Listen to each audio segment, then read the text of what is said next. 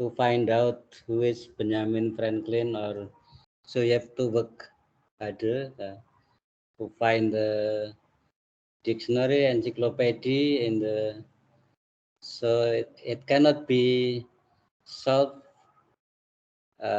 what on the spot or right away, or you have to meet a native speaker or something like that.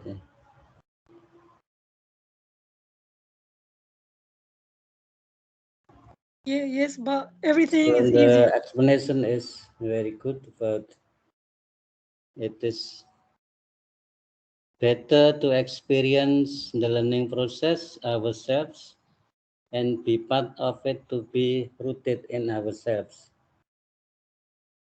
Okay, my questions while waiting for the group. How about this class? So whether I'm just teaching, or I'm just telling you, or also I'm involving you. Being told something is fleeting. Yeah. Being taught something is more memorable, but learning something is unforgettable. Yeah. How do you distinguish between learning and what studying, or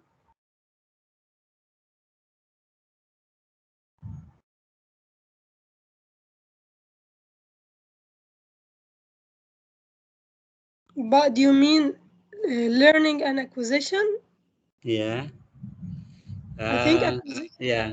So Yeah, learning can be anytime, can be everywhere. Yeah. Can be long life. Uh, but studying like in the formal one, like you are learning in the classroom, meaning that is why in the we say pembelajaran, ya, belajar, ya.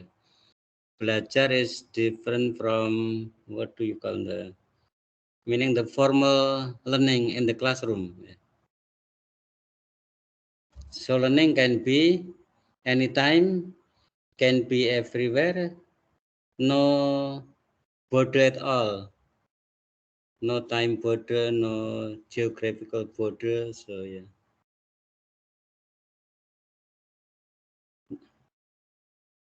can be autonomous. Yeah.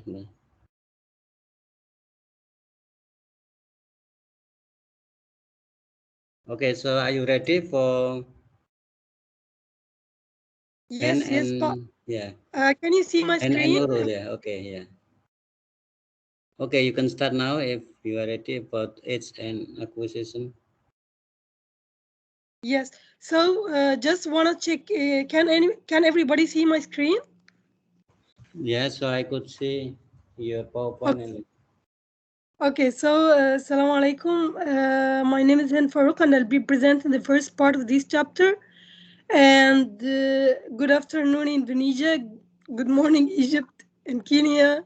And then, inshallah, today I'm gonna be presenting me and Asma, age and acquisition chapter. So, let's start.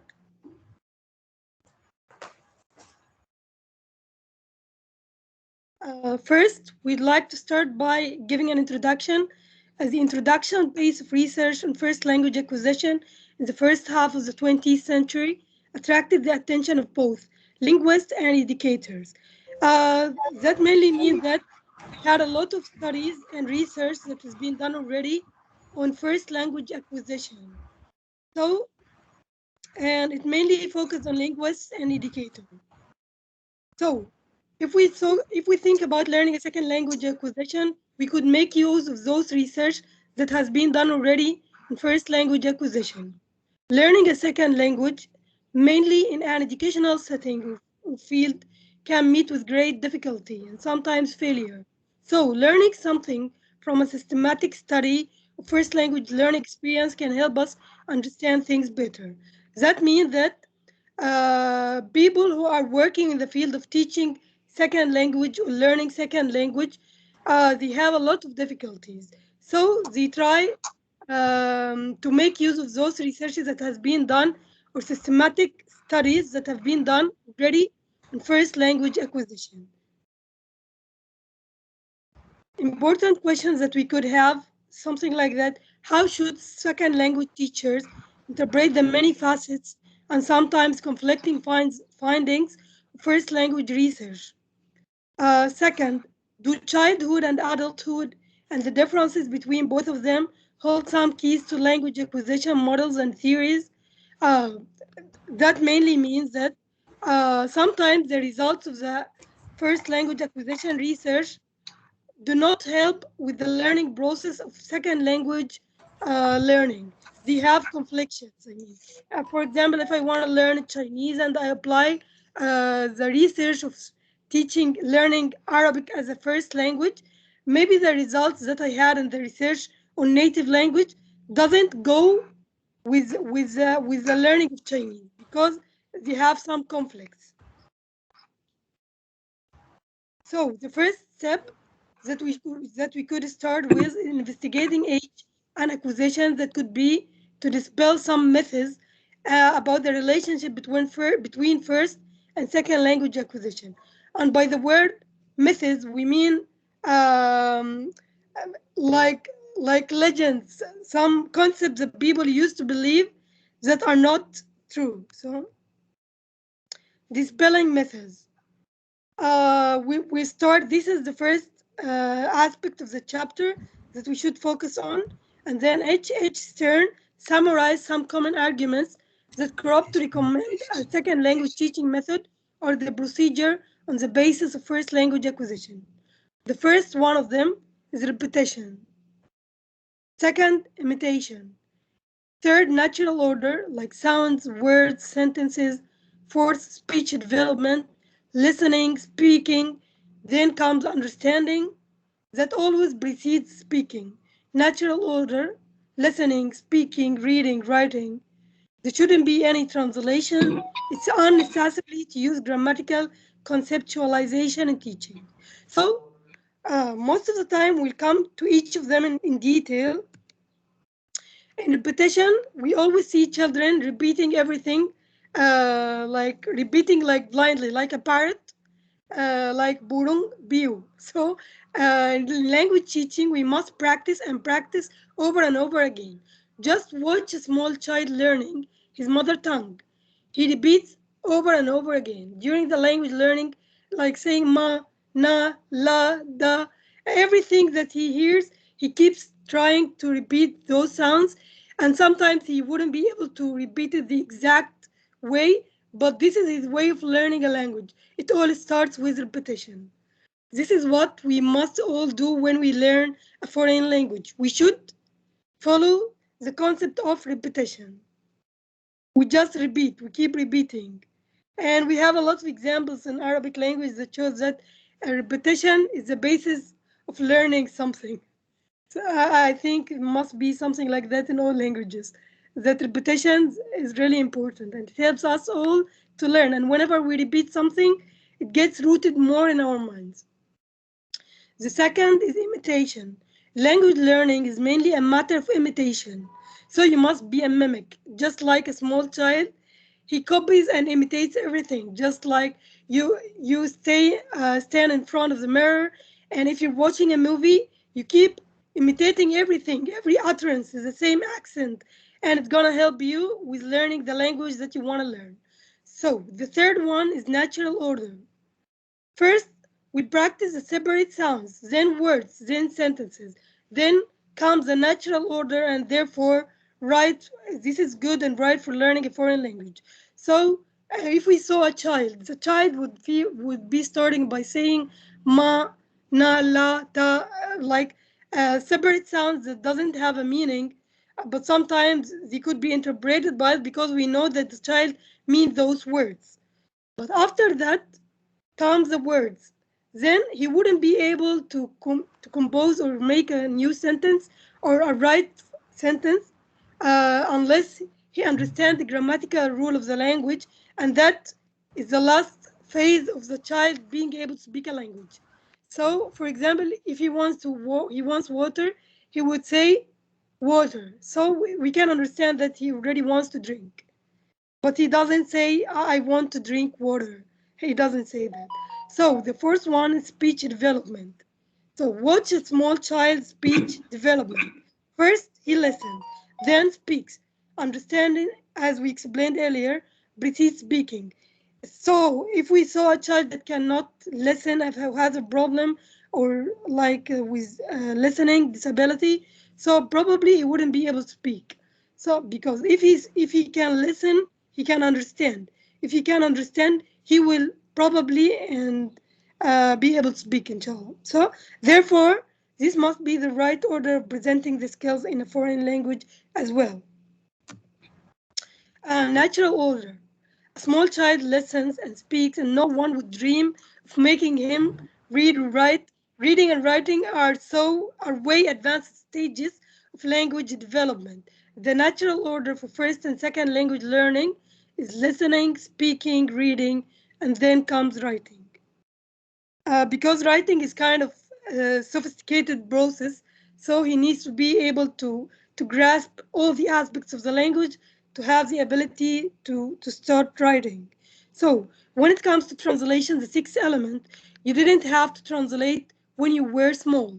If you were able to learn your own language without translation, then you should be able to learn a foreign language in the same way. Grammar. A small child simply uses language. He doesn't learn formal grammar. We do not teach children or babies like the subject comes in the beginning, followed by the verb, then comes the object. They do it automatically, right? So they don't need to learn grammar. They have grammar rooted in their minds and they just follow the rules without even understanding anything about the grammar. You don't tell him about verbs and nouns, yet he learned the language perfectly. It's equally unnecessary to use grammatical conceptualization in teaching a foreign language. So, statements explained earlier imply two things. First, they represent the views of those who felt that the first language learner was looked upon as the foreign language teacher's dream, a student who mysteriously laps up his vocabulary, whose pronunciation, in spite of occasional lapses, is impeccable, while morphology and syntax, instead of being a constant headache, come to him like a dream. This, according to Stern, 1970, cited in Brown, 2000, page 50. They also tend to represent the views of those who were dominated by a behavioristic theory. And the behavioristic theory is mainly based on like drilling and repetition and overlearning and shaping formation to have a stimulus and response. And therefore, they assumed that the second language learning process involves the same constructs. That is to say that they wanted to apply everything that was taught in first language acquisition to the second language or foreign language learning. This shows us that we need to enrich our understanding of the second language learning process itself. That he means that it could be really different. We like force it to have a model of the first language acquisition, despite the fact that it could be different in some aspects. So what happened? What's the history behind all of this? As cognitive and constructivist research on first language acquisition, second language researchers and foreign language teachers began to recognize the mistakes they did by drawing direct global analogies between first and second language acquisition. Mainly, they tried to apply everything in first language acquisition to the second language acquisition, and that was a mistake according to that research. One mistake was identified by David Ausubel, 1964, cited in Brown, 2000, page 51. Ausubel outlined a number of problems that could be faced with the popular audiolingual method. Like the audiolingual method, it means that learners mainly depend on audiolingual in learning as a method for learning. First, the rote learning practice for audiolingual drills lacked the meaningfulness necessarily for successful first and second language acquisition. Mainly, if I keep hearing audiolingual just to practice the pronunciation without understanding the meaning, so probably I just repeat, I just listen, I don't understand the meaning. The second one, adults learning a foreign language could, with their full cognitive capacities, benefit from deductive presentations of grammar. Mainly, that cognitive capacities help us to learn grammar. So if I learn the same way like as a foreign language, probably I wouldn't be able to understand grammatical rules as I do in my native language.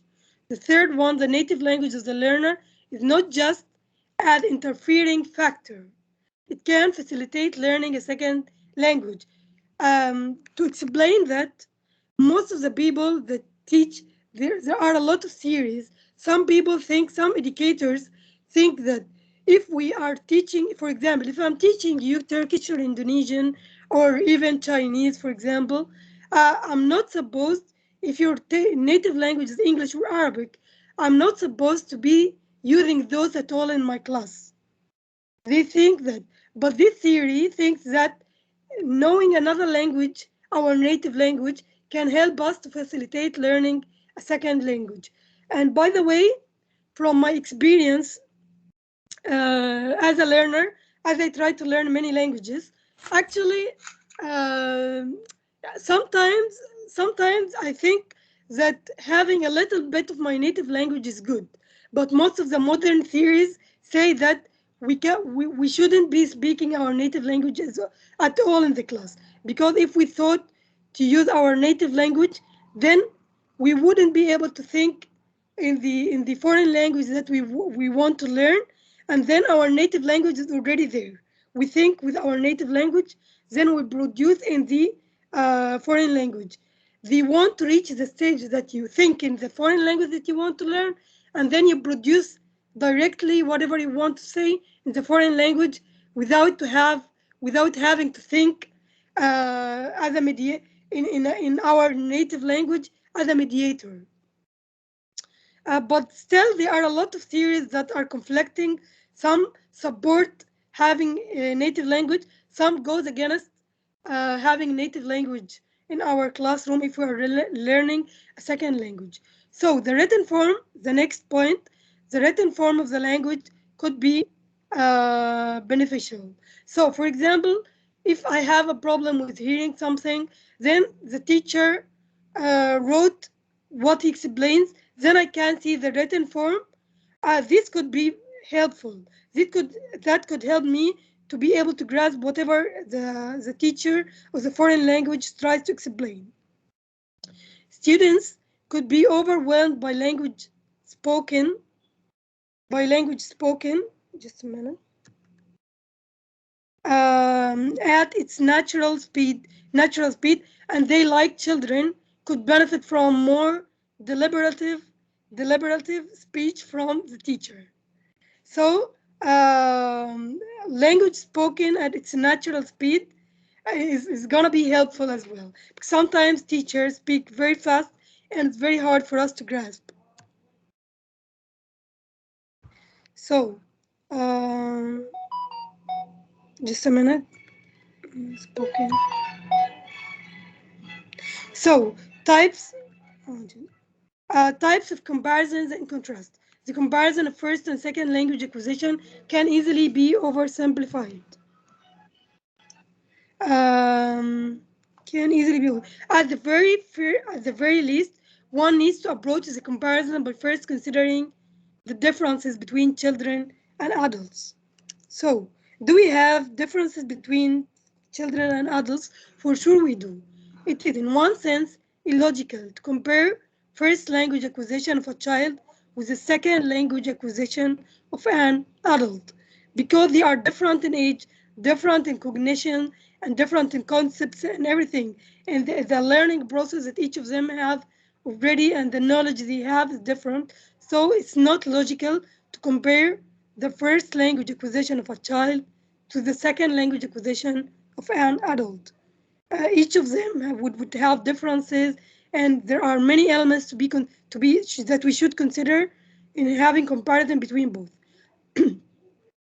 It's much more logical to compare first and second language learning in children, or to compare second language learning in children and adults. Nevertheless, child first language acquisition and adult second language acquisition are common and important categories of acquisition to compare. He means here that even if they are if they are not similar, there could be some differences or there could be some similarities between both.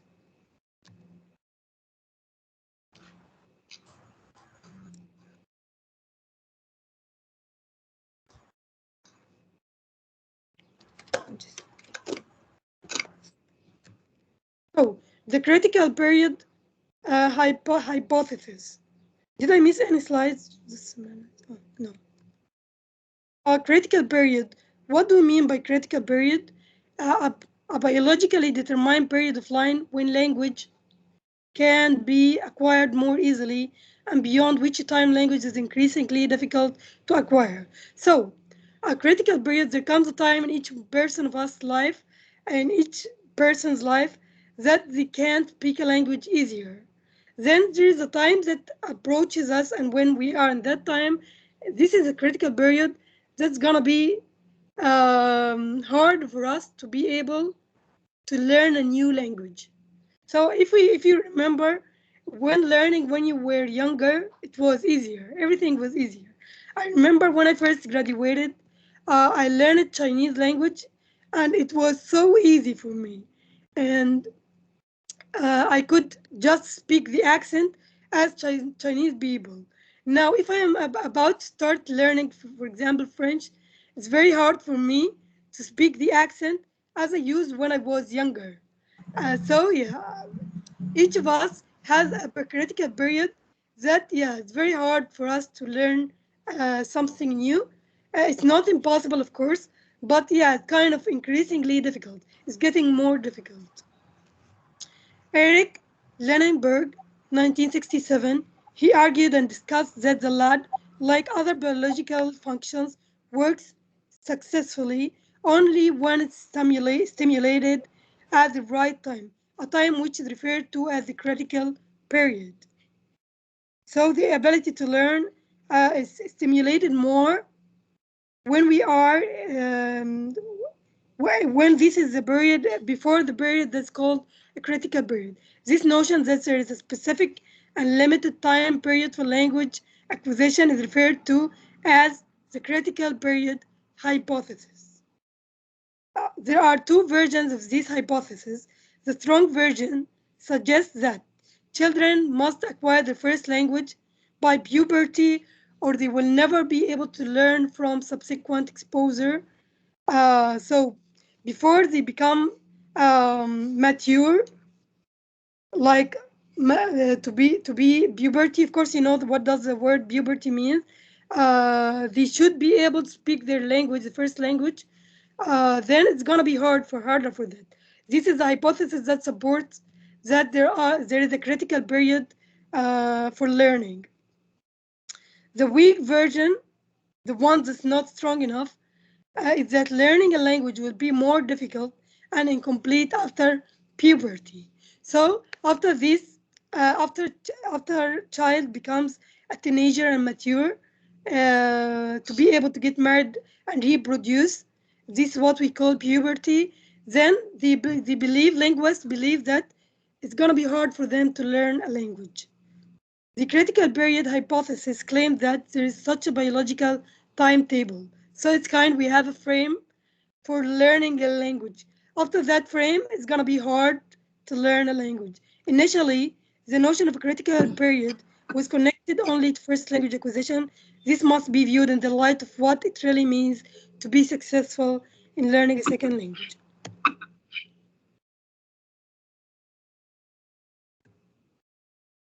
Neurological considerations. Then that takes us to neurological considerations. How might neurological development affect second language success? Does the maturation of the brain at some stage spell the doom of a language acquisition ability?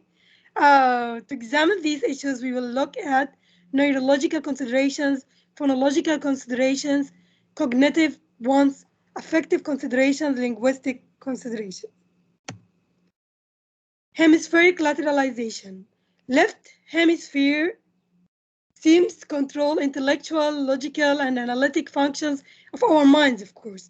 Left hemisphere of our mind seems to control intellectual, logical, analytic functions, including language functions as well, while right hemisphere controls functions related to emotional and social needs. Then, when does this lateralization take place and how does that lateralization process affect language acquisition? Some scholars contended that the lateralization is completed about the age of puberty again, and some said it's about 5 years old. Thomas Covell applied this lateralization concept to the second language acquisition.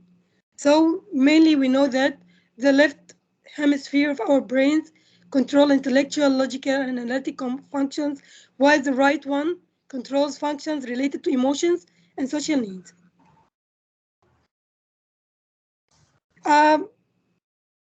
Biological timetable. Thomas Covell cited evidence for a sociobiological critical period in various species, mammals and birds. He concluded that human beings' native accents may be a genetic leftover, just like animals.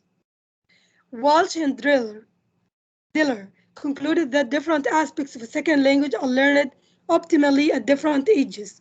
Lower order processes are dependent on early maturing and less adaptive macroneural circuits, while higher order language functions are more dependent on late mature neural circuits.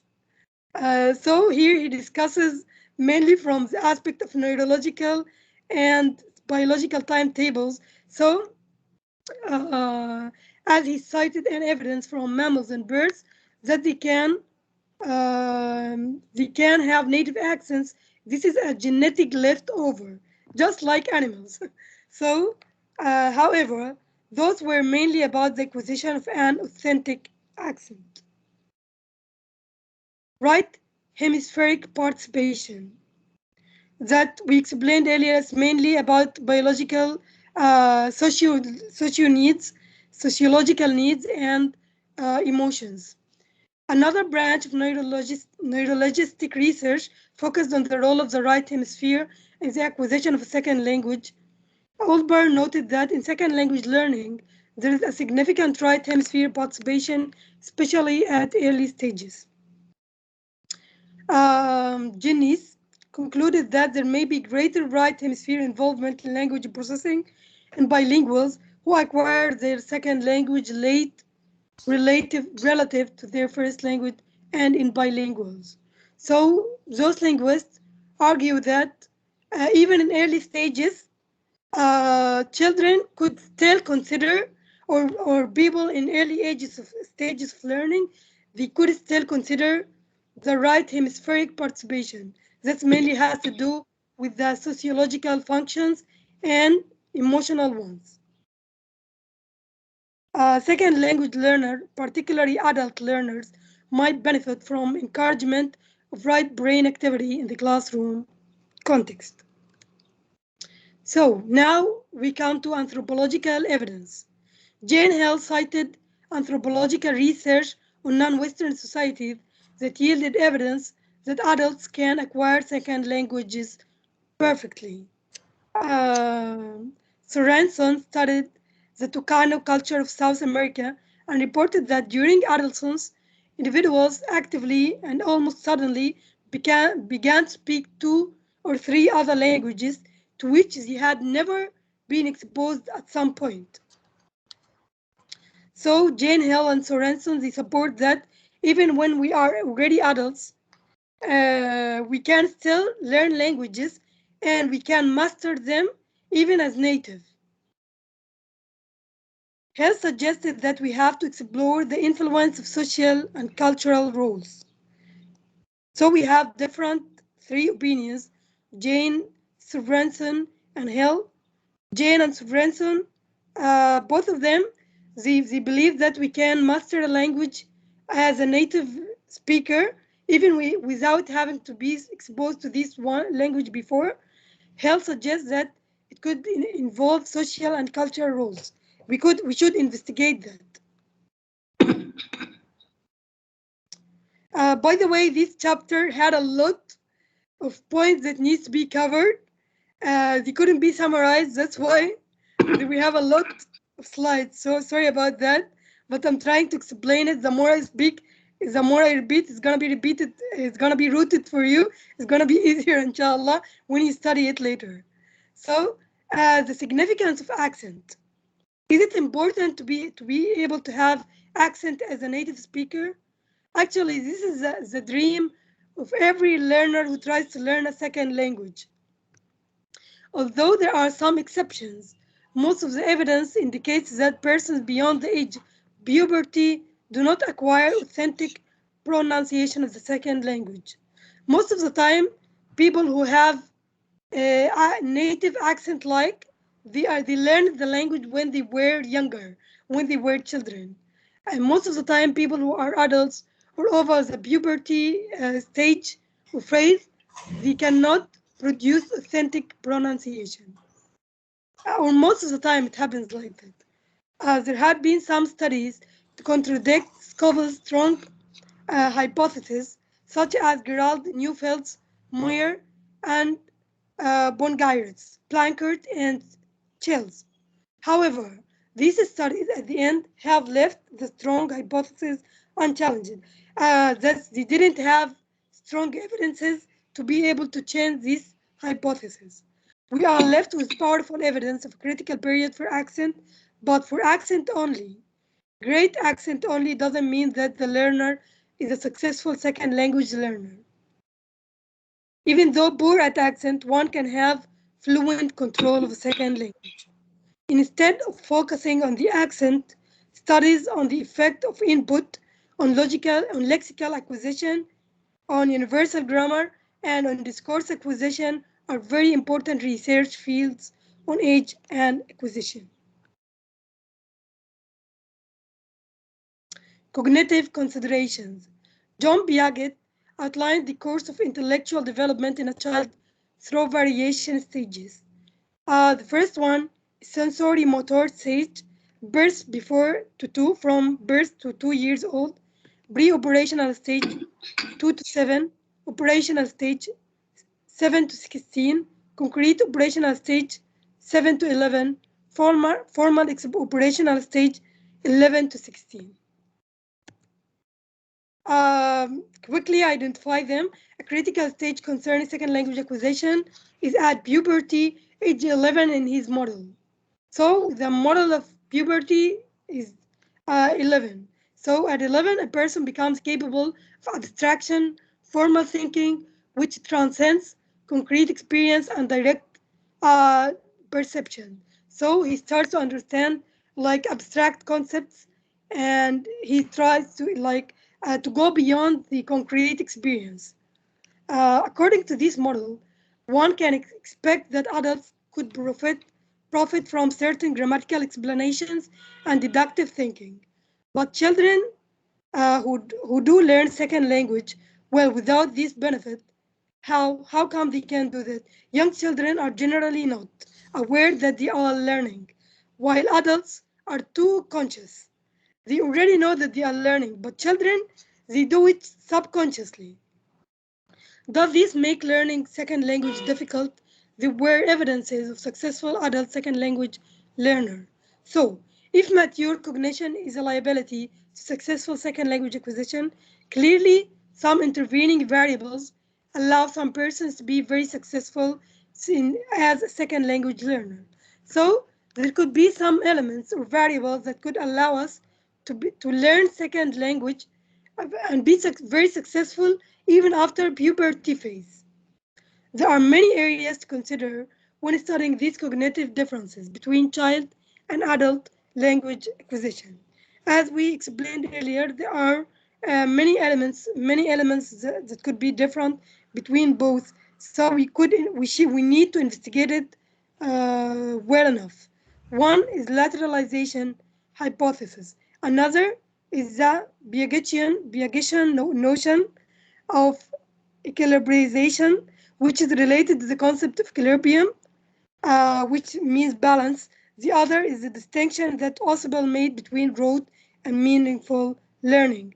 Rote, this is a behavioristic theory that's mainly focused on drilling and repetition. So Piaget explained that there is difference between meaningful learning and just to have drill without understanding whatever you're saying or uttering or pronouncing. Characteristic of the sensory motor stage. The first stage of Piaget theory lasts from birth to approximately 2, and it's centered on the infant trying to make sense of the world. During this stage, a child's knowledge of the world is limited to their sensory perceptions and motor activities. Drinking, eating, wants to go to the toilet. Like, of course, he wouldn't go to the toilet, but to fulfill his physical needs. Behaviors are limited to simple motors responses caused by sensory stimuli. Children utilize skills and abilities they were born with, such as looking, sucking, grasping, and listening to learn more about the environment in which they are living. About the pre-operational stage, it occurs between ages 2 and 6. The language development in this stage is hallmark of this period. Piaget noted that children in this stage do not yet understand concrete logic, they cannot mentally manipulate information, and are unable to take the point of view of other people, which he termed egocentrism. So, characteristic of concrete operations, it begins between around the age 7 and continues until about 11. During this time, children gain a better understanding of mental operations. They begin thinking logically about concrete events, but have difficulty understanding abstract concepts. The formal operational stage, in this stage, it begins at the age 12 and continues into till adulthood. During this time, people start developing the ability to think about abstract concepts and be able to express them. Skills such as logical thought, deductive reasoning, and systematic planning also emerge during this stage. Affective consideration is going to be presented, inshallah, by Asma. Right, Asma? Okay, thank you, Han. Yeah, that was my part, and sorry about that. There was a lot of points that needs to be covered, and it was kind of hard for me also to explain it. I tried my best. Inshallah, Asma will continue with the presentation. Thank you so much. Okay, so now we are going to discuss about the effective considerations. Basically, effective considerations relate to the emotional state of people when they are trying to learn a language. And this emotional consideration that includes several domains like empathy, self-esteem, extroversion, inhibition, imitation, anxiety, attitude, peer pressure, and the last one is second identity. Empathy basically refers to how the learner feels toward others and how they feel toward the situation while they are learning the language. And for self-esteem, which learner may think that they are not good enough and not smart enough to learn something new or learn a new language. And then for the extroversion is about how outgoing they are. By outgoing, the learners probably more risk takers, and then they are more taking a chance at reaching out to other people. And for the inhibitions domains, which mean apprehension over one's self-identity or fear of showing self-doubt too much. This self-doubt matters because the learners realize that their egos are affected not only in how they understand themselves, but also in how they reach out beyond themselves and how they relate to others socially and how they use the communicative process to bring on effective equilibrium. And then for the imitation, it dealing with how well they can mimic someone when they are trying to learn a language. And then the next is anxiety, In this case, anxiety refers to what are the learners worrying about when they are learning a new language. For the example, we know that like kids doesn't have nothing to worry about when they are learning a language rather than adult. So they can learn language more easily than adult. And then another effectively related variable is attitude. We know that negative attitude can affect success in learning a language. For example, younger children are more likely to succeed in learning other languages because they don't have negative attitude toward races or cultures yet. And the next is about pressure, peer pressure. This is dealing with pressure to continue using their own language or pressure to use another language. For example, me, when I learn English intensively in the university level, which is we use English all the time at class, and I'm at the group who others can speak English properly. So I feel bad if I don't speak English as well, even my English is so bad at the time. So I keep trying to talk and use my English to fit into the group. And then the last is about identity issue. This is interesting that when the learners learn a second language, oftentimes it means they have a second personality. Maybe their personality is different in the second language and it is in the first language. This is sounds strange, but there is a situation where some people in their native language, maybe they are much funnier than they are in the second language, or they are more outgoing in their first language than they are in their second language. So with those objective considerations above, teachers have to know how dealing with the appropriate second language teaching and learning process between younger people and adults that have different effective consideration. Okay, next. Okay, so next point is about linguistic considerations. This linguistic consideration related to three considerations. The first one is about bilingualism. The second one is interference between first and second languages, and the last one is about the order of acquisition. According to Brown's book, bilingualism refers to the fact that children learning two languages simultaneously acquire them by the use of similar strategy. It is also meant that someone who are some group of people who are well versed in both languages, and basically they can switch back and forward within the language. And most bilingualism, however, engage in code switching, or for inserting words, phrases, or even longer expression of one language into the other. Especially, they use these code switching when they are communicating with another bilingual. Next, head. Sorry, okay. So the second linguistic consideration is about interference between first and second language. A good deal of the research on non-simultaneous second language acquisition in both children and adults has focused on the interfering effects of the first and second languages. For the most part, research confirmed that the linguistic and cognitive processes of second language learning in young children are in general similar to the first language processes. For the example, kids learning their first and their second language learning system, they are going to be similar. They burn learning both at the same time. So there is not going to have as much interference because they are learning both at the same time as they grow up. Adults, however, have their first language already complete, then the second one is way down to grow. So the one that's already learned is going to influence what happens in that first language. So there is going to be more interference that they will use the first language to lead them learn to the second language. Okay, the next is about the order of acquisition. The order of acquisition generally works on the process of simplicity and frequency.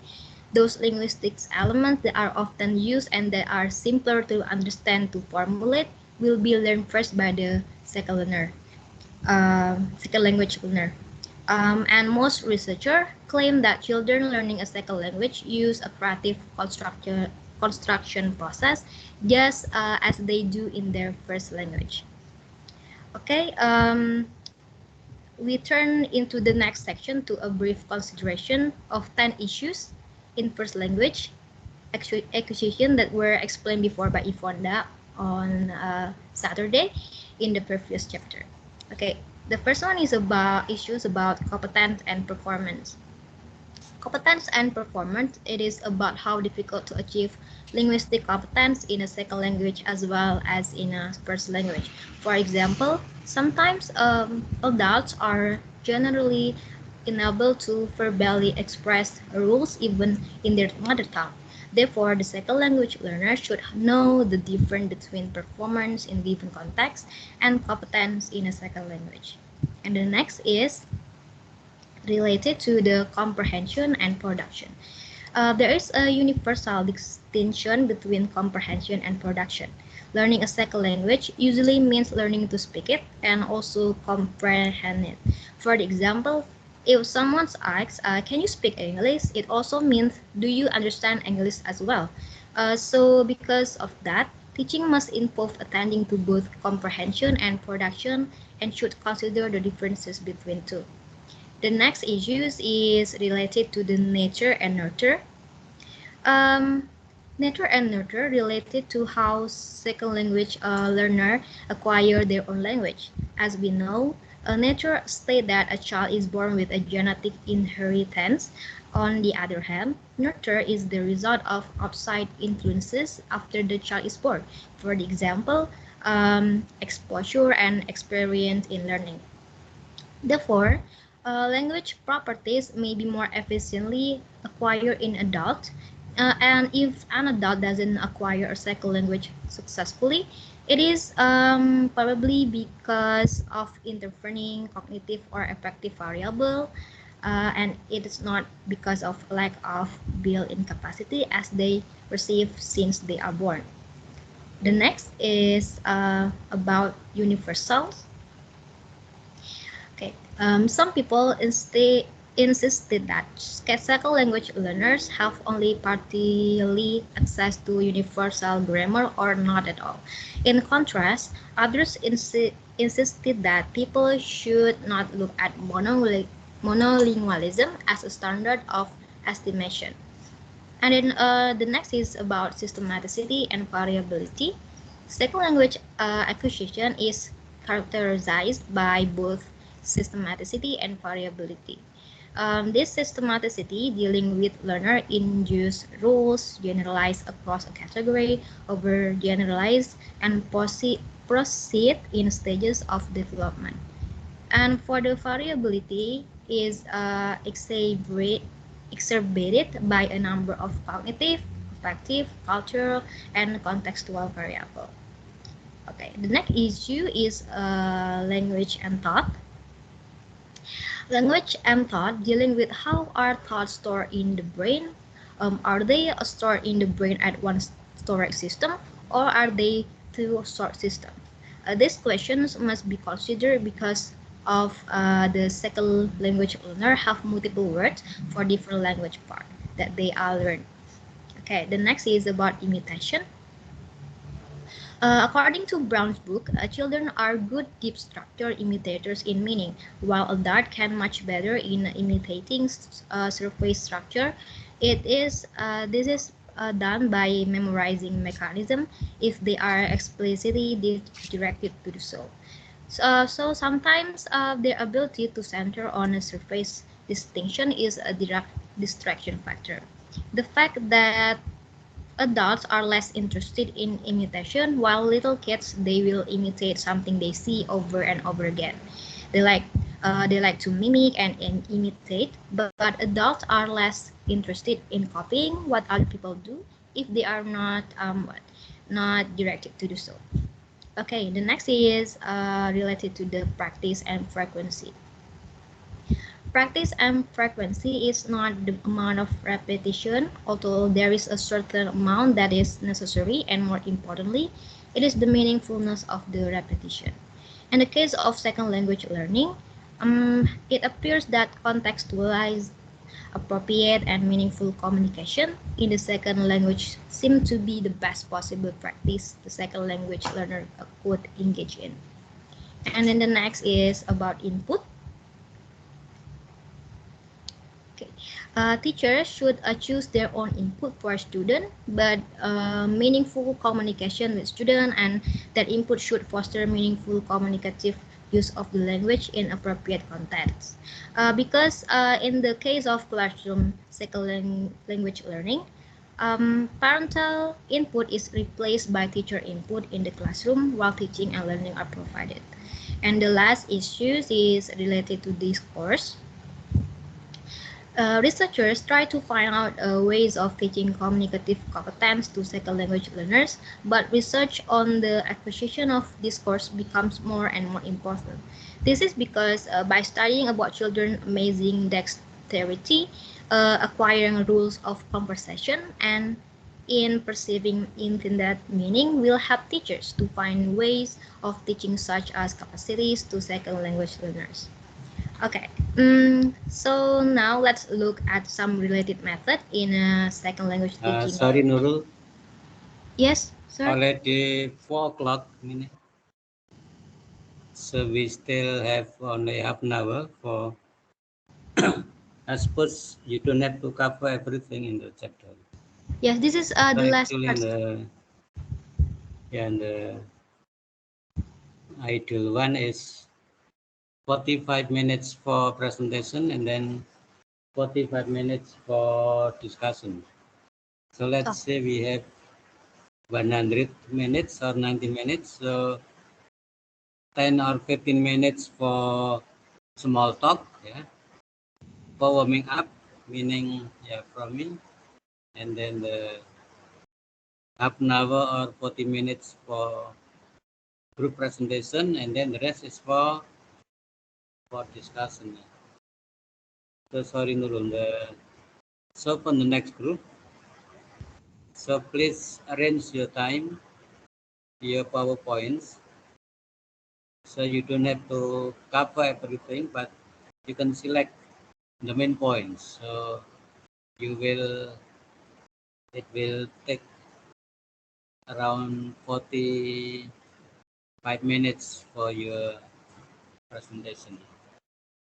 Yes, but actually this was almost the last slide.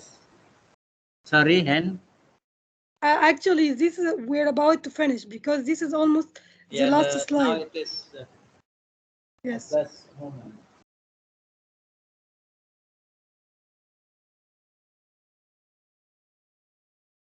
Okay, should I continue this, sir?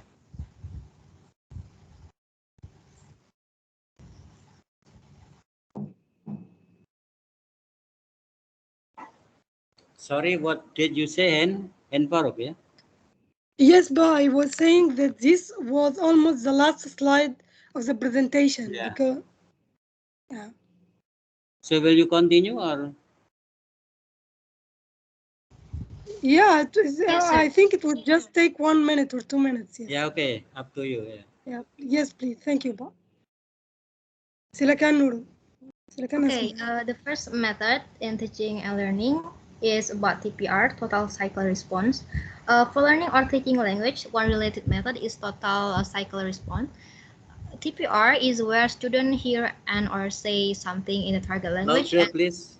At the same time, At my place now it is raining hard. Okay, sir. Quite noisy. Louder, please, for Nurul. Okay, sir. And the example of a TPR activity is a Simon Says game. I once apply this method to teach my student at home. Then I told them to touch the table, then they go touch the table. And when I say touch your nose, they will touch their nose. This method is very enjoyable for students who learn a second language. And the next is about the natural approach. Next hand, please. Okay. According to Krasen and Terrell, 1983, natural approach belongs to the tradition of language teaching method based on observation and interpretation of how learners acquire both first and second languages. The natural approach was aimed at the goal of basic interpersonal communication skills, that is, everyday language situations, conversations, shopping, listening to the radio, and the like. The initial task of the teacher was to provide a comprehensible input spoken language that is understandable to the learner or just a little beyond the learner's levels. Okay, this is the end of the point of the chapter. Then this is the conclusion. In the process of second language learning, teachers need to know the aspects such as theories, some consideration and issues, sometimes conflict in acquiring a second language. In a particularly an educational setting can meet with great difficulty and sometimes failure. Therefore, we should the teacher should be able to learn something from a systematic study of the first language learning experiences. This is due to the importance of the influence of all aspects in a second language acquisition process to success, considering the effect of age and acquisition. Okay, thank you. Wassalamualaikum warahmatullahi wabarakatuh. Okay, and thank you for your presentation, and Farooq and Nurul. Yeah. So it is about the age and acquisition, the relationship between how it affects your language acquisition. Yeah. And now we come to the discussion, but before, let me tell you about the interference of first language in our learning process, and it happens again and again. I'm teaching writing and translation, advanced translation, meaning from Indonesian into English. So the problem is the first language interference is the negative one, not the positive one, meaning it doesn't contribute to the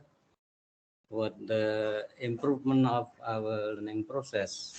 So let's say when the students and they are from the English department, let's say like the writing, what intermediate writing or advanced writing. So the strong influence or strong interference of first language is very dominant, obvious. Let's say when they are writing in English, when they are writing an English composition, they still use translation method.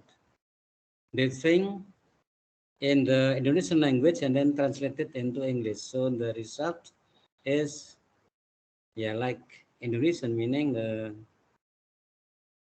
also even just ordering words without thinking or considering the sentence patterns or English sentence patterns. So I still remember when my English teacher, English lecturer,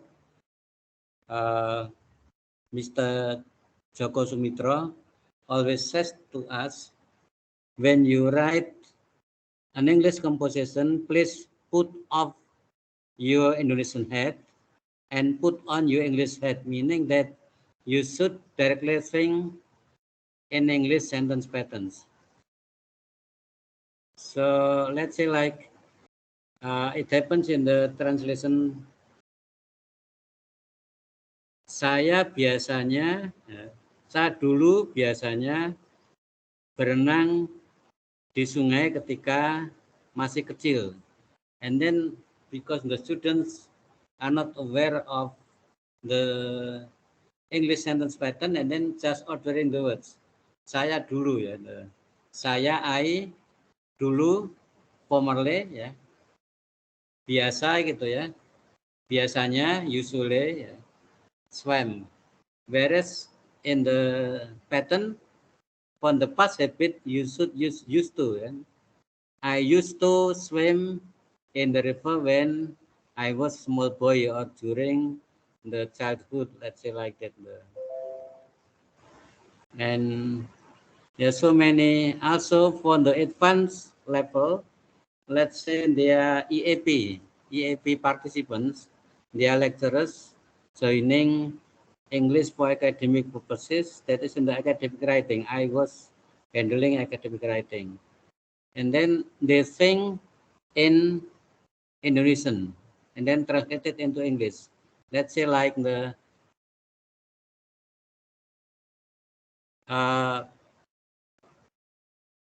bisa disimpulkan atau apa itu ya? bisa disimpulkan, it can be included. Sorry for interruption. It can, bisa disimpulkan, it means it can be concluded, right? Yeah. The first language interference is obvious. That is in my case, meaning when I'm teaching advanced writing and also the advanced translation. Yeah. Okay, now the questions or comments concerning the its and acquisition, meaning the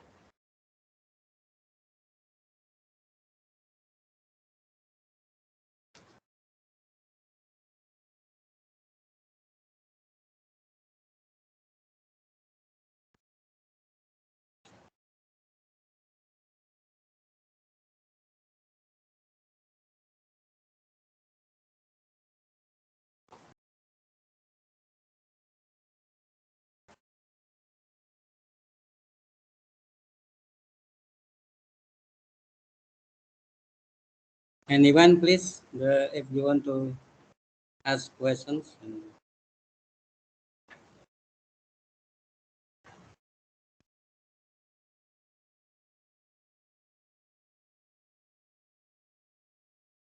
Okay, start from the first slide, our second slide about the. Yes, but just a minute.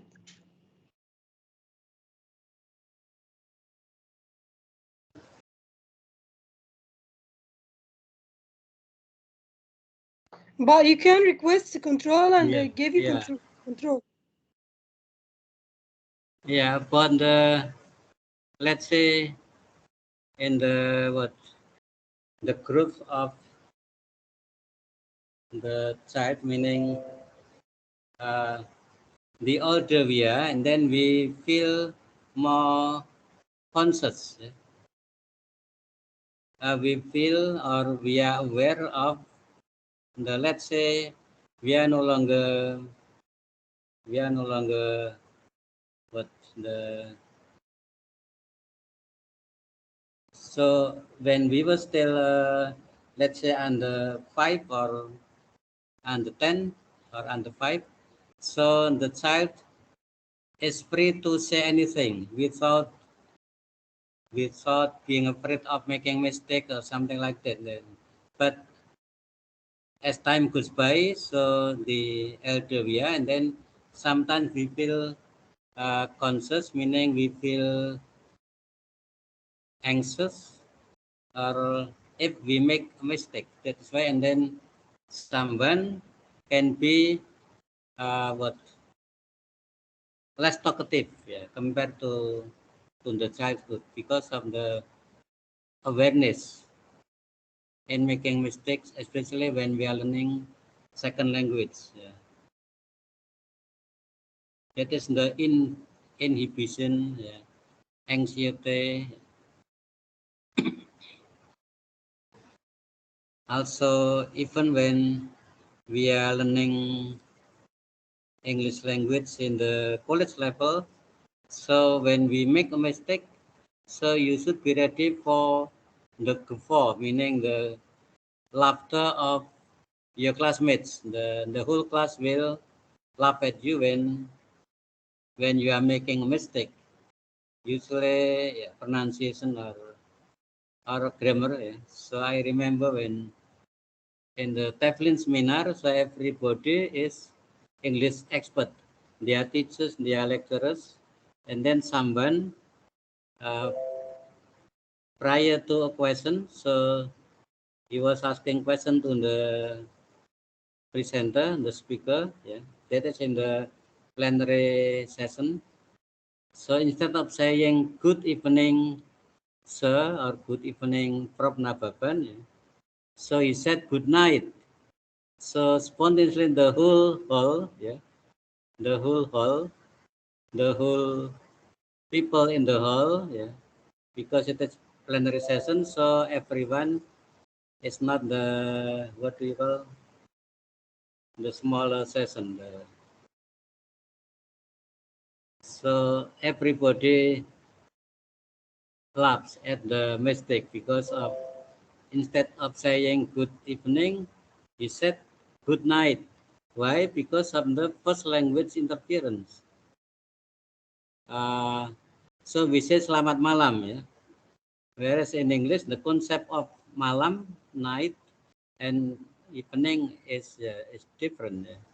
So you say good evening when you meet, and then you say good night when you depart, when you part. Yeah. So he used the Indonesian concept about selamat malam or good night. Yeah. That is the examples of first language, negative first language interference.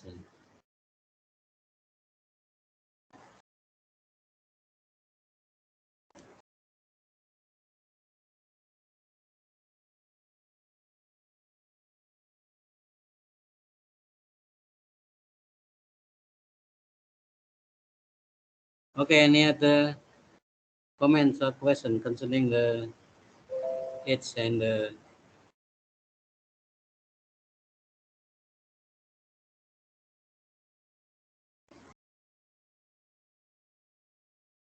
here about the significance of accent, meaning to prove that uh,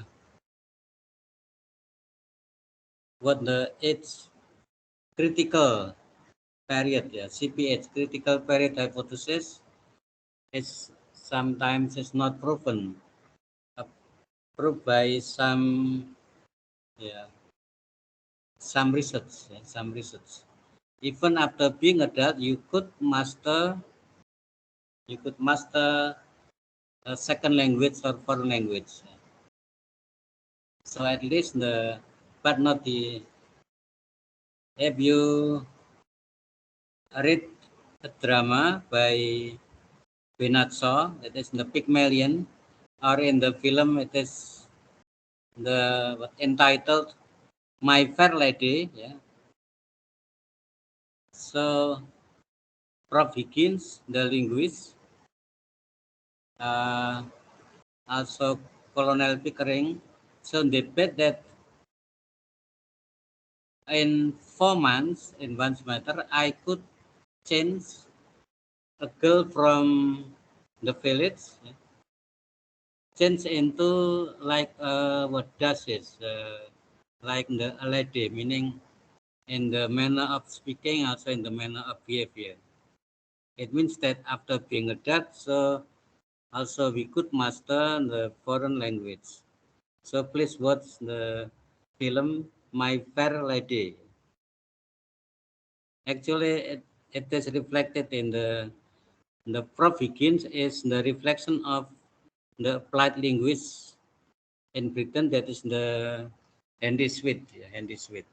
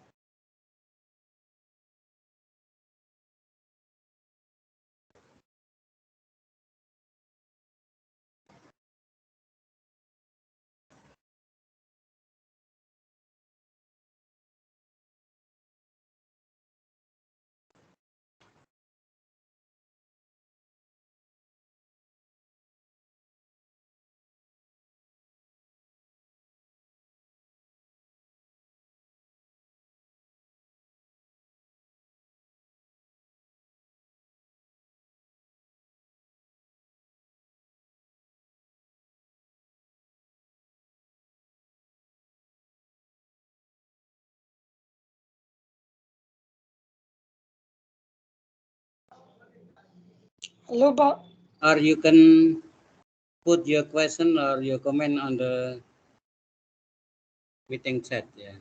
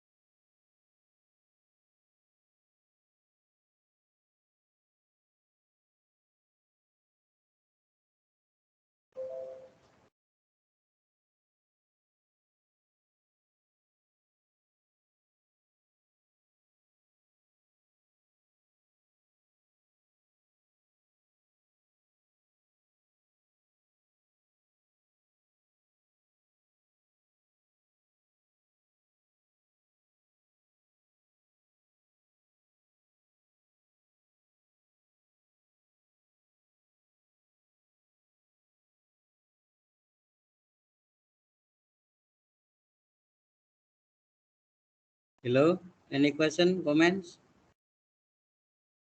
So please check your attendance in the SIAP. I suppose I have checked everybody. Yeah.